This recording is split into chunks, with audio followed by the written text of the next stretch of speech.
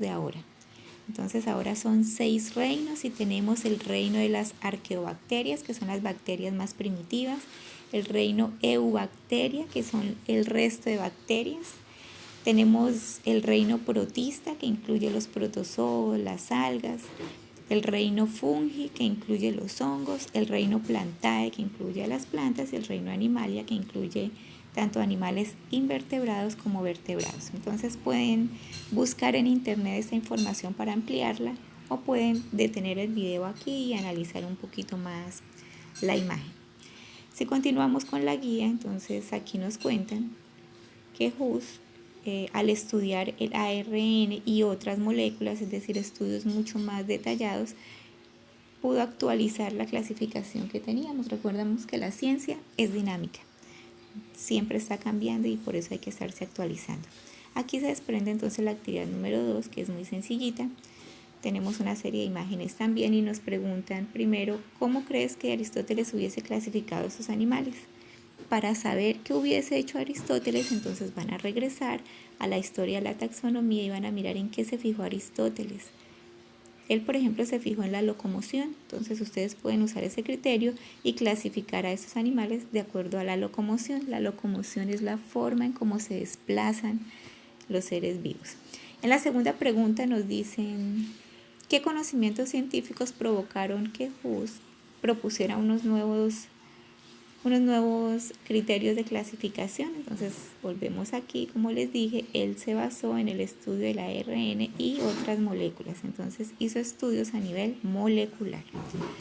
En la número 3 nos dicen que por qué fueron tan importantes los aportes de este caballero. Y si nos regresamos, encontramos los aportes de él aquí. Uno de los más significativos fue que pudo separar hongos de plantas. Antes estaban en el mismo reino. Entonces, después de estudios más detallados, se encontraron diferencias como que las plantas pueden hacer fotosíntesis mientras que los hongos no. Esa es una diferencia muy importante y por eso los separaron en reinos distintos. Después viene un pequeño texto, que es este, y nos preguntan qué impacto ha tenido el microscopio para el desarrollo de la biología. El microscopio es un instrumento que nos permitió observar cosas que no podíamos ver a simple vista.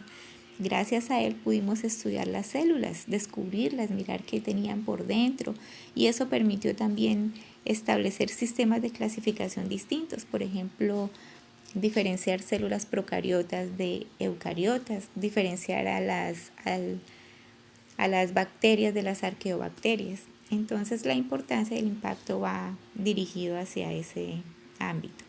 Después encontramos nuevamente una serie de textos en donde tenemos la siguiente información. Nos hablan de la importancia de la clasificación de los seres vivos. Aquí nos mencionan algunos aspectos importantes.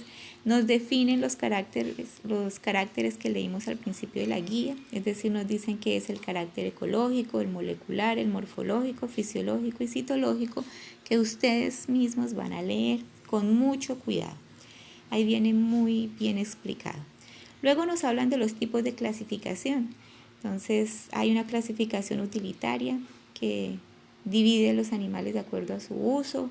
Hay una clasificación artificial que utiliza características que podemos observar como estructuras físicas. Y una clasificación natural que hace referencia más al sistema evolutivo de los seres vivos. Luego nos hablan de criterios de clasificación y nos permiten recordar conceptos muy importantes. Por ejemplo, podemos clasificar a las células, a los organismos de acuerdo al tipo de células. Y habrán procariotas, eucariotas, y ahí nos dicen qué es cada una. De acuerdo al número de células, entonces habrán organismos unicelulares si solo tienen una célula, o habrán organismos pluricelulares si tienen varias. De acuerdo al tipo de nutrición, y nos hablan de autótrofos y heterótrofos. Autótrofos son los seres que hacen su propio alimento, lo fabrican, como las plantas y las algas, y los heterótrofos son los animales. Nosotros no podemos hacer nuestro propio alimento, construirlo, sino que debemos obtenerlo de otras fuentes.